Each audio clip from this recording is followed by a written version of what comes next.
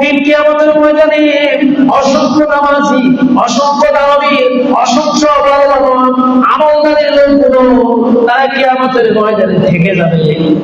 আল্লাহ সুবহানাহু ওয়া তাআলা বলবেন, সকল আমলদারীদেরকে যখন আমলের প্রতিদান গুলো কিয়ামতের ময়দানে দিয়ে দিবেন, কিছু কিছু সংখ্যক মানুষ কিয়ামতের ময়দানে দাঁড়ানো অবস্থায় থাকবেন।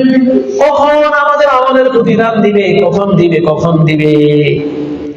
ওই লোকেরা দেখবেন সবার আমলগুলোর প্রতিদান দিয়ে দিয়েছে, কেউ জান্নাতে চলে গিয়েছে, কেউ জাহান্নামে চলে গিয়েছে, কিন্তু তারা কিন্তু কিয়ামতের ময়দানে দাঁড়ানো অবস্থায় থাকবে। ওই ব্যক্তিগুলো যারা দাঁড়ানো অবস্থায় থাকবে তারা আল্লাহকে বলবে, আল্লাহ গো, আপনি আমার পাশের ভাইকে তার আমলের প্রতিদান দিয়ে জান্নাতে প্রেরণ করে দিয়েছেন, অথচ তার থেকেও বেশি আমল করেছি আমি, কিন্তু আমাকে তো কিছুই দিলেন না। কারণটা কি? বান্দা আল্লাহকে প্রশ্ন করার ওই দিন অধিকার আল্লাহ নিজেই দিবেন, আর ওই সময় আল্লাহ নিজেই ডাক দিবেন, ও রে শোনো, দুনিয়া থাকতে লোকে বলেছেন, কোরআন নোট করে দিয়েছেন কি কর্মসূচি। আল্লাহ তাআলা বলেছেন, ওয়া ক্বাদা রাব্বুকা আল্লা তা'বুদু ইল্লা ইয়্যাহু। আল্লাহ তাআলা বলেছেন, সর্বপ্রথম যে শিক্ষাটা দিয়েছেন আমার বাইরে একটু লক্ষ্য রাখেন। সর্বপ্রথম আল্লাহ কিন্তু একটি আইন দিয়ে দিয়েছেন, একটি বিধানকে আল্লাহ দিয়ে দিয়েছেন। ওই আইনটা এমন একটি বিধান, এমন একটি আইন যে আইনে আল্লাহ তাআলা নিজেই স্বাক্ষর করে দিয়েছেন, এই আইনের পরিবর্তন জীবনেও হবে না।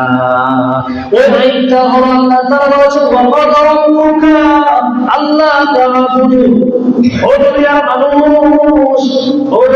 মানুষ রে, ও আমার গোলামেরা রে, শোনো, একমাত্র আমার পার্লামেন্টের আইন হলো, আমার সংবিধানের আইন হলো একমাত্র কেবলমাত্র গোলামি করবে, দাসত্ব করবে, ইবাদত করবে আমি রব্বুল আলামিন।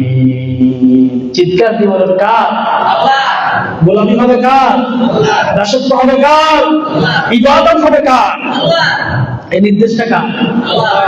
আল্লাহর হাবিবকে মিরাজ রজনীতে নিয়ে সর্বপ্রথম আল্লাহ তাআলা শিক্ষা দিলেন, হাবিবরে আপনার উম্মতদেরকে বলে দিবেন আমি ছাড়া কারো গোলামি চলবে না।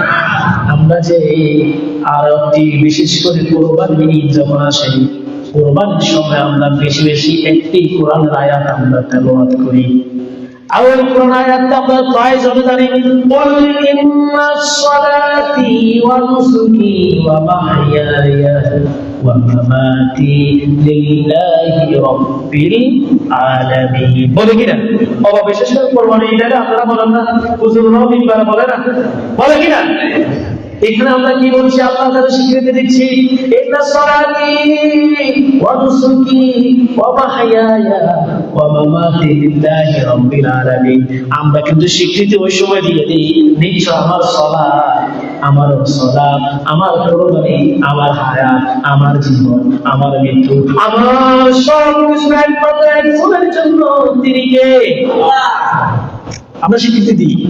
এই কারণে আল্লাহ তাআলা রাসূলকে মিরাজের মাধ্যমে শিক্ষা দিয়েছেন, ওয়াহাবি আপনার উম্মতদেরকে বললেন, তাদের সত্যিকার মানুষ হয়ে থাকে, সত্যিকার আপনার উম্মত হয়ে থাকে, সত্যিকার আমার গোলাম হয়ে থাকে, সত্যিকারের মুমিন যদি হয়ে থাকে, আমি ছাড়া কারো গোলামি করা যাবে না। কিন্তু আফসোসের বিষয় হলো, বর্তমানের দিকে আপনি তাকাবেন, আপনি নিজের দিকে একটু নিজে তাকান, আমরা কি সত্যিকার আল্লাহর ইবাদত, আল্লাহর একমাত্র একনিষ্ঠভাবে আল্লাহর গোলামি করতে পারি কিনা? পারি না। আমাদের ইবাদতের ভিতরে শিরক ঢুকে গিয়েছে, আমরা ইবাদত করি আল্লাহর জন্য, অথচ ওই ইবাদতের ভিতরে লৌকিকতা আছে না? আছে। কঠিন কিয়ামতের ময়দানে অসংখ্য নামাজি, অসংখ্য দানবী, অসংখ্য আমলদারের লোকগুলো তারা কিয়ামতের ময়দানে থেকে যাবে। আল্লাহ সুবহানাহু ওয়া তাআলা বলবেন, সকল আমলদারীদেরকে যখন আমলের প্রতিদান গুলো কিয়ামতের ময়দানে দিয়ে দিবেন, কিছু কিছু সংখ্যক মানুষ কিয়ামতের ময়দানে দাঁড়ানো অবস্থায় থাকবেন। কখন আমাদের আমলের প্রতিদান দিবে, কখন দিবে।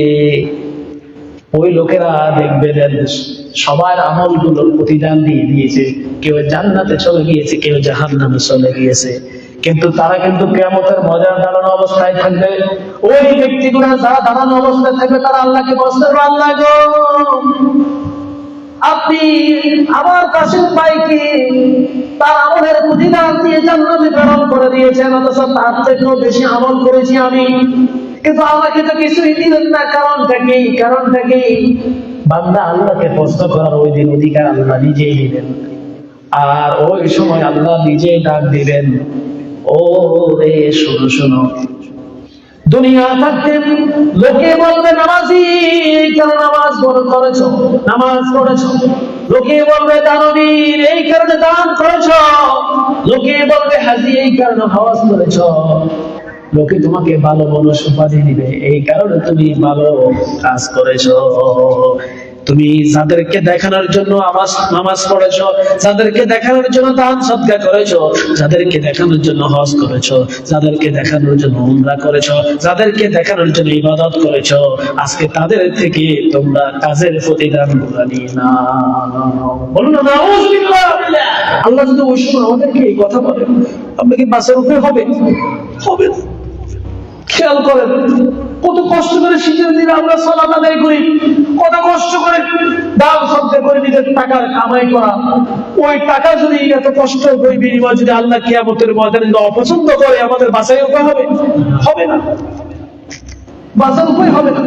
সামান্য একটি নলেজ দিয়ে বলবেন, আপনার সামান্য 100 টাকার নোট অথবা 1000 টাকার নোটে যদি কোনো দোকানদার কাছে দেন, কোন একটি স্পট যদি থাকে, দোকানদার কি নিবে? দোকানদার ওই 1000 টাকার নোটে দেখতেছে স্পট খুব সুন্দর 1000 টাকার নোট, কিন্তু সামান্য একটা যে রেখা দরকার ওই রেখাটা নাই, যে টাকার ভিতরে যে রেখা আছে ওই রেখাটা নাই। দোকানদার আপনার থেকে ওই টাকা নিবে? বলবে কেন ভাই নিচ্ছে না কেন? বলতেছে টাকা অসল টাকা। কি টাকা?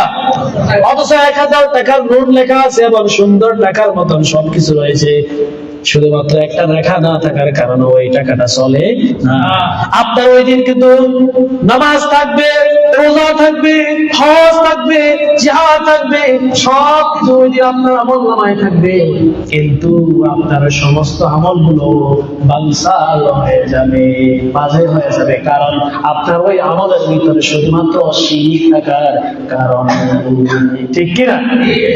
তাই আমরা খেয়াল রাখবেন, আল্লাহর একনিষ্ঠ আল্লাহকে সিজদা দিবেন, সালাত আদায় করবেন। আমি দুনিয়ার কোন মানুষকে দেখানোর জন্য নয়, সালাত আদায় করবেন দুনিয়ার মানুষকে দেখানোর জন্য নয়, দান সদকা করবেন দুনিয়ার মানুষকে দেখানোর জন্য নয়, হজ করবেন, উমরা করবেন যতবার, আমি দুনিয়ার মানুষের বাহবা পাওয়ার জন্য নয়, আমি আমার রবের সন্তুষ্টি অর্জনের জন্য আমি এই ইবাদতগুলো করব। দেখবেন যদি খালিস নিয়তে যদি করতে পারে, আল্লাহ তাআলা কবুল করবেন, আর আপনাকে আল্লাহ মাফ করে দিবেন। সুবহানাল্লাহ। দিবে কিনা? তাহলে প্রথম কর্মসূচি কি? কার গোলামি? আল্লাহ। প্রত্যেকটা কাজ, প্রত্যেকটা কর্ম কার সন্তুষ্টি? আল্লাহ। ওর মানুষকে কি বললো এটা দেখার বিষয় মনে রাখবেন, মানুষকে কি বললো এটা দেখার বিষয় মা বোনরা খেয়াল রাখবেন। মানুষকে কি বললো এই কারণে আমি পর্দা করতে পারছি না, খালেস পর্দা করতে পারছি না, সঠিক পর্দা করতে পারছি না, মানুষকে কি বলবে? মানুষে নামাজ ঠিক মতো আদায় করছি না, আগে করে নাই, এখন যদি নামাজ পড়ি মানুষে বলবে নামাজি হয়ে গিয়েছ। এরকম মানুষ আছে না নাই? কটাক্ষ করে, আছে না নাই? এইটা মানুষের কি বলবে? মানুষের সন্তুষ্টি নয়, আমরা কার সন্তুষ্টি? যদি এই নিয়মটা রাখতে পারেন, মনে রাখবেন আপনার নামাজটা কবুল করবে কে? ইবাদত কবুল করবে কে? বিশ্বাস হয়? আল্লাহ আমাদেরকে বুঝার তৌফিক দান করুন, আমিন। তাহলে বুঝা গেল 1 নম্বর কর্মসূচি